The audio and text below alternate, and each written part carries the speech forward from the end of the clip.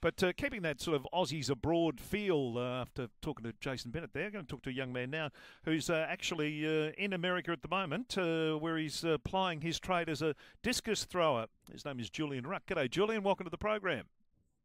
Hello, thank you very much for having me. Now, tell us about your journey. You're a Brisbane boy, but how do you finish up at UCLA throwing discuses around the place?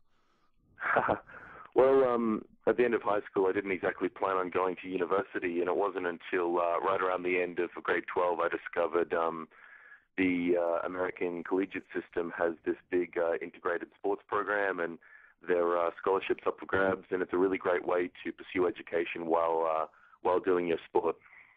Yeah, it makes a lot of sense. So how did you go about getting noticed by the Americans and getting over there? Well, after being notified of the sort of system it is, I just sent a bunch of emails out to different colleges saying, my name's Julian, I'm, 17 years old, I've thrown this far with this weight discus, and it's with track and field specifically, it's quite easy to display your sort of standard. In something like basketball, you need to send in videos and all sorts of stuff. But in track and field, I just sent them in my distances, and I got some interest back from colleges. I got some emails in reply, and eventually I decided on Texas Tech, and so went over about 6 months after high school. Right, and how long you've been over there now? It's been about 4.5 years actually. Yeah, I've been here for quite a while. All right, so what's the plan for you? What are you sort of setting yourself for? Is it the Commonwealth Games? I guess that's the next big step. Having said that, for my discipline in specific, discus, I'm quite young.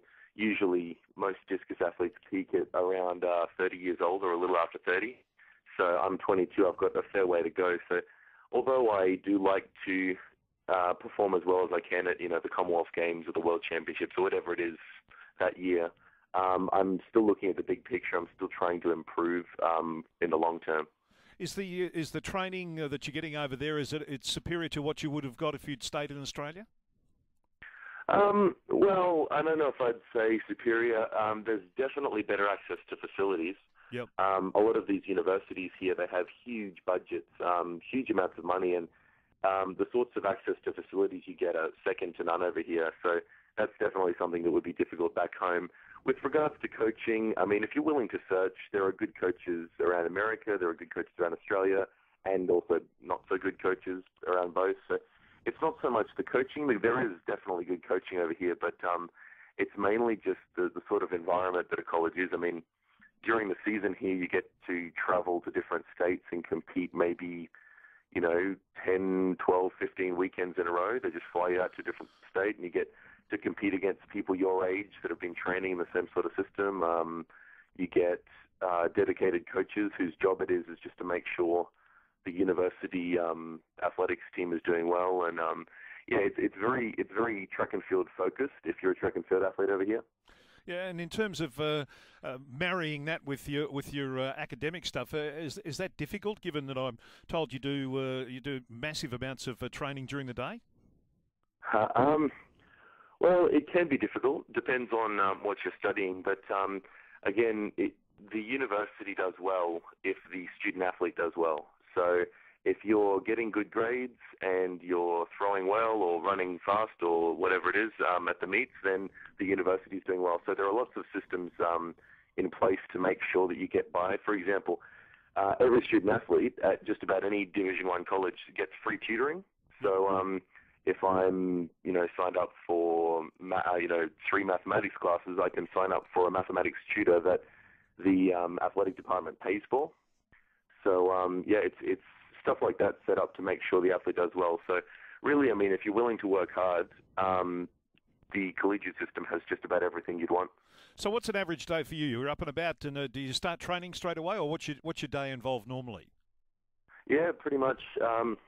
Wake up, get ready, head down, grab breakfast on the way. There's lots of training halls all over campus, and the scholarships that athletes get usually cover the meal plan. So I swipe into one of the dining halls, grab a quick breakfast, train for probably half an hour to an hour of throwing, get in as many throws as I can, not so worried about technique in the mornings, and then quick gym session, a couple of different lifts in the gym.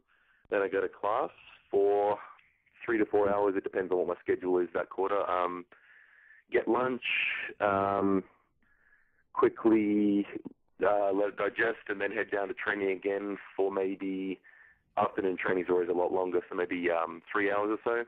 So I throw for at least an hour and then wait for 2 to 3 hours, sometimes throw in some sprinting or jumping or something like that. Yep. And then occasionally after dinner at night I'll go out and train again. So just trying to get as much volume in as I can at this time of the year. And I would imagine when you talk about having breakfast, lunch and dinner, you'd be hoeing into a fair bit, I would surmise, to keep those energy levels up. Yes, I guess throwers generally weigh a little bit more for the extra power. So I do try to eat as much as I can, but not quite as much as last year. I'm trying to maintain this my weight this year. Last year I was trying to gain weight, so it's a whole different ballgame. But yeah, meals are definitely something you need to prioritize as a thrower. Absolutely. 198 centimetres and you weigh 116 kilos, so you're a fairly reasonably sized unit. Yeah, I've actually got a bit bigger since then. Last year, at the beginning of the academic year, so about mid-2012, I was weighing in about 100 kilos, 101 kilos, and then I really needed to gain weight for the season to get a bit stronger, so I got all the way up to about 140. This year I'm down 125. I'm going to maintain weight at that. I think that's a good weight to throw at. So yeah. There you go. You slimmed down to a small block of flats. Well done. Good on you, Julian. Good luck for the future, mate. I wish you all the best, and hopefully we'll be able to cheer you on at the Commonwealth Games in Glasgow in the middle of next year. Yeah, sure. Thank you very much for having me. Julian Wruck there, who's an Aussie doing well overseas, was nominated as a finalist for the 2013 Bowerman Award, which is the best US college athlete in track and field. He didn't win it, but he was nominated for it. That's a